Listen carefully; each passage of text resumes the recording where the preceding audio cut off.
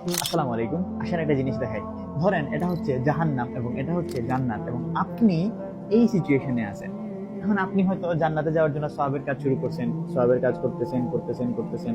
হঠাৎ করে আপনি গুনাহের কাজ করলেন, গুনাহের কাজ করলেন, গুনাহের কাজ করলেন, তারপরে আবার তাওবা করলেন, তাওবা করে আপনি আবার সওয়াবের কাজ শুরু করলেন, শুরু করলেন, শুরু করলেন, আবার আপনি গুনাহের কাজ করলেন, করলেন, করলেন, আবার আপনি তাওবা করে সওয়াবের কাজ করা শুরু করলেন। এখন ধরেন এই সিচুয়েশনে আসার পরে আপনি মারা গেলেন, আপনার কি হবে? দেখেন, আপাত দৃষ্টিতে মনে হইতেছে না আপনি জাহান্নামের অনেক নিকটে আছেন, কিন্তু এখানে কার নিকটে আছেন এটা বিষয় না। বিষয় হচ্ছে আপনার ডিরেকশনটা কোন দিকে, আপনি কোন দিকে যাইতেছেন। আপনার ডিরেকশনটা কি জান্নাতের দিকে নাকি জাহান্নামের দিকে? এই জিনিসটা ম্যাটার করে যে আপনি শেষ পর্যন্ত আপনার ডিরেকশনটা কোন দিকে। আপনি কি জান্নাতের দিকে যাওয়ার জন্য প্রস্তুতি নিচ্ছেন নাকি জাহান্নামের দিকে যাওয়ার জন্য প্রস্তুতি নিচ্ছেন?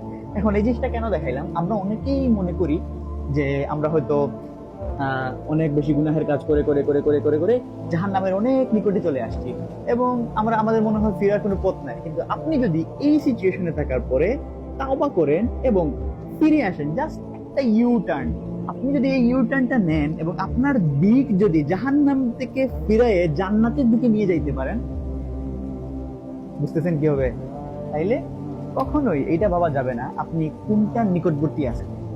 আপনি এমন তো সিচুয়েশন হইতে পারে আপনি অনেক সওয়াবের কাজ করতেছেন করতেছেন করতেছেন এবং লাস্ট মুহূর্তে এসে আপনি হয়তো ইউ টার্ন নিয়ে জাহান্নামে যাওয়ার জন্য যেসব কাজ করা লাগে আপনি সেগুলো করতেছেন, এবং এই সিচুয়েশনে আপনি মারা গেলেন।